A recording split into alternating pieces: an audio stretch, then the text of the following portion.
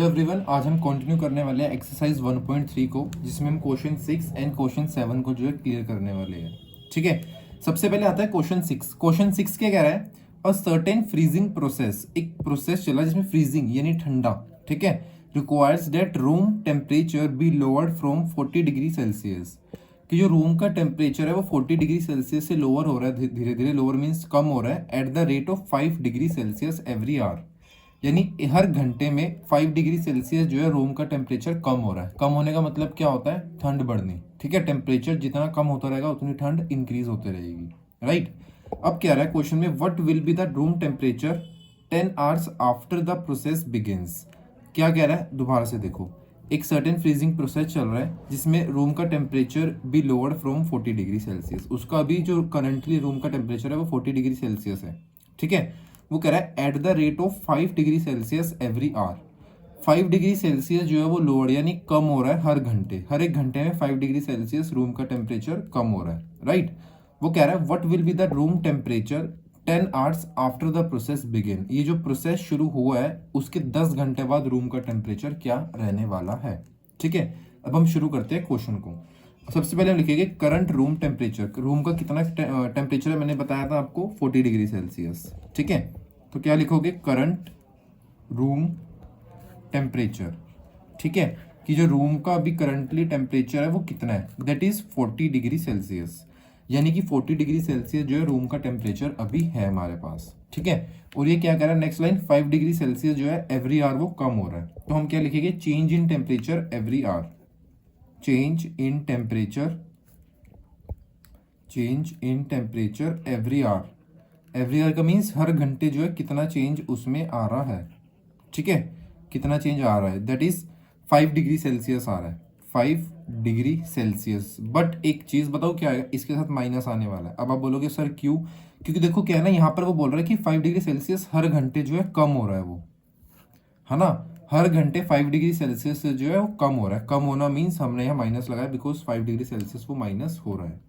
ठीक है, अब नेक्स्ट चीज क्या आती है, क्वेश्चन में हमसे पूछा गया है कि भाई 10 घंटे बाद कितना जो है टोटल रूम का टेम्परेचर रहने वाला है। तो उससे पहले हम निकालेंगे कि कितना जो है चेंज रहता है हमारा 10 घंटों में। ठीक है, अब हम क्या लिखेंगे? चेंज इन टेम्परेचर, टेम्परेचर में जो है चेंज आफ्टर, आफ्टर मीन्स बाद में 10 आवर्स। ठीक है, 10 आवर के बाद जो है टेम्परेचर में कितना जो है चेंज आता है। ठीक है, -5 डिग्री सेल्सियस 1 घंटे का, तो 10 घंटे कितना हो जाएगा? 10 इंटू -5 डिग्री सेल्सियस। ठीक है, इसको सोल्व करोगे that is 10 into 5 50 plus minus minus, ये हो गया आपका 50 डिग्री सेल्सियस। ठीक है, माइनस क्यों माइनस क्यों आया? बिकॉज हमने टेम्परेचर जो है हमारा लोअर हो रहा है, माइनस में कम हो रहा है। ठीक है, ये चीज क्लियर होगी कि 10 घंटे बाद कितना टेम्परेचर रहेगा। बिल्कुल।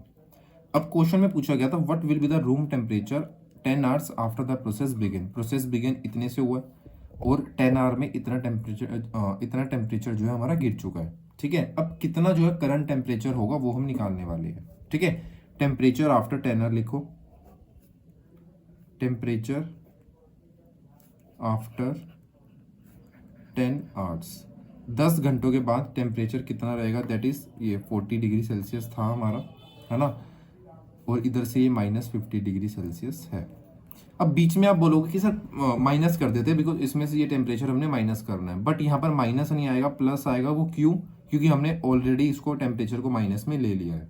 ठीक है, अगर हम इसको माइनस में नहीं लेते, प्लस में रखते, तो यहाँ पर हमें माइनस लगाना होता। ठीक है, अब इसको सोल्व करते हैं, that is 40 degree Celsius as it is, plus minus minus 50 degree Celsius. ठीक है, 40 में से 50 गए दैट इज 10, और साइन बड़े वाले का that is 10 degree Celsius. -10 degree Celsius जो है आपका आंसर आ गया, कि जब से प्रोसेस स्टार्ट हुआ है 10 घंटे के बाद आपका जो आंसर है वो -10 डिग्री टेम्परेचर जो है आपका रहने वाला है रूम का।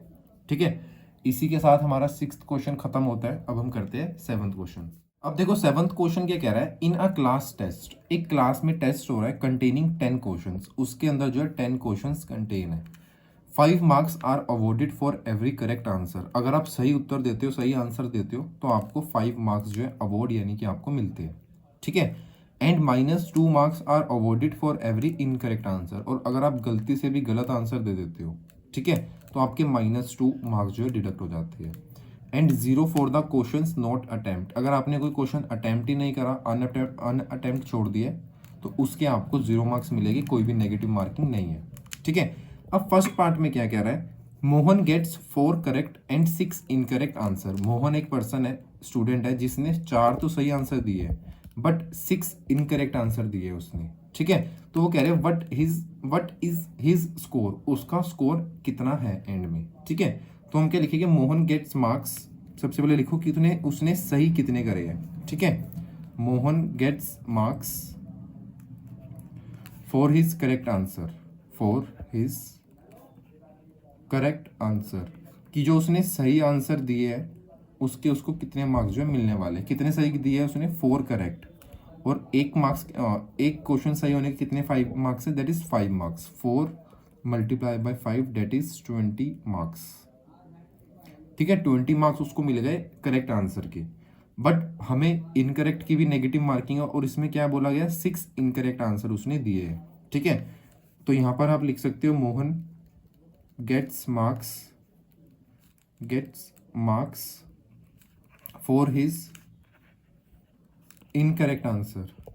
ठीक है, इनकरेक्ट आंसर यानी कि जो उसने गलत आंसर दिया है उसके कितने मार्क्स, दैट इज 6 क्वेश्चन है उसके, ये रहे 6 इनकरेक्ट आंसर है ना, और -2 जो है उसके मार्क्स डिडक्ट होएगी, दैट इज -12, 6 2 12, और माइनस का साइन एज इट इज आ गया।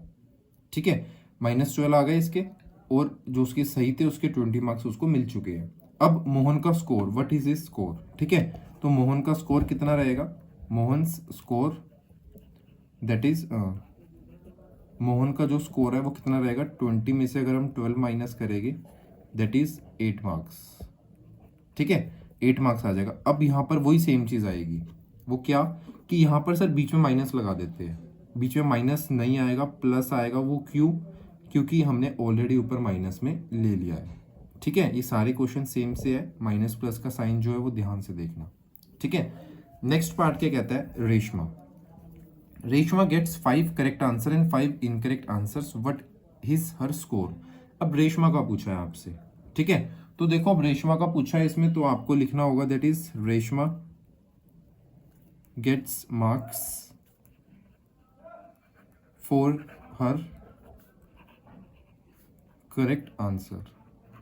ठीक है, कि करेक्ट आंसर में जो है रेशमा को कितने मार्क्स मिलने वाले, इसके 5 करेक्ट आंसर है, दैट इज 5 मल्टीप्लाई बाय 5, क्योंकि एक सही का आपको 5 मार्क्स जो है मिलते हैं, 5 अवॉर्डेड फॉर करेक्ट आंसर। ठीक है, तो कितना हो जाएगा, 5 multiply 5 that is 25 marks, right, 25 marks जो उसको मिल गए।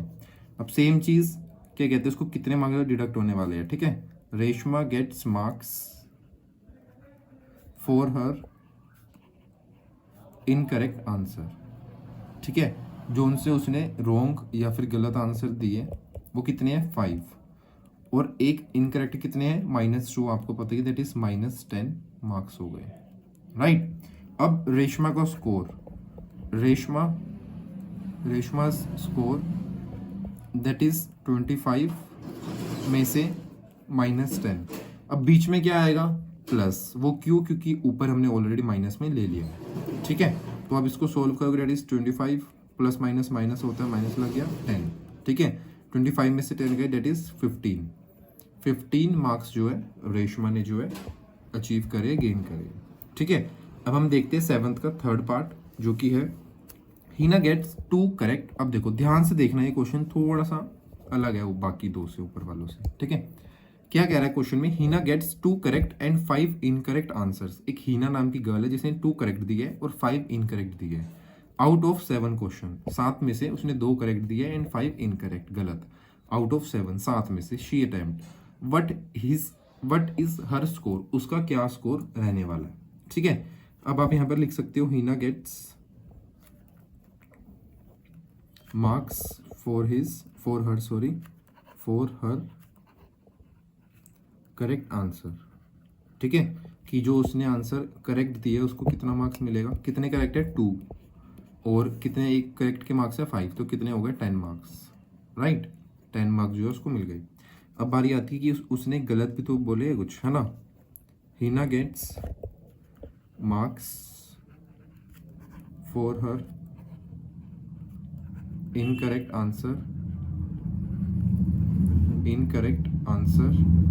दैट इज कितने इनकरेक्ट है उसके, यहाँ पर देखते हैं हम 7 है ना, 7 जो है उसके इनकरेक्ट आंसर यहाँ पर है, पर 7 तो उसके टोटल अटेम्प्ट है, 5 है उसके इनकरेक्ट, ठीक है 5 इनकरेक्ट है जो कि -2, आपको एक गलत के मार्क्स मिलते हैं, -2 डिडक्ट होते हैं, यहाँ पर आपके हो गए 5 to 10 और -10 मार्क्स, -10 जो है उसके डिडक्ट होने वाले हैं यहाँ पर, जो कि वो गलत है, ठीक है। अब एक और चीज आपने पता है ऑब्जर्व करिए, एक चीज यहाँ पर क्या लिखा है, 2 correct and 5 incorrect answers out of 7, but आपको याद होगा कि क्वेश्चन में ना कंटेनिंग एक क्लास टेस्ट जो था उसमें कंटेन करते थे 10 क्वेश्चंस, ठीक है, बट यहाँ पर आपको बताया गया कि उसने 7 ही अटेम्प्ट करे हैं, तो एक चीज क्या दिमाग में आई कि 3 जो है उसके अनअटेम्प्ट है, ठीक है।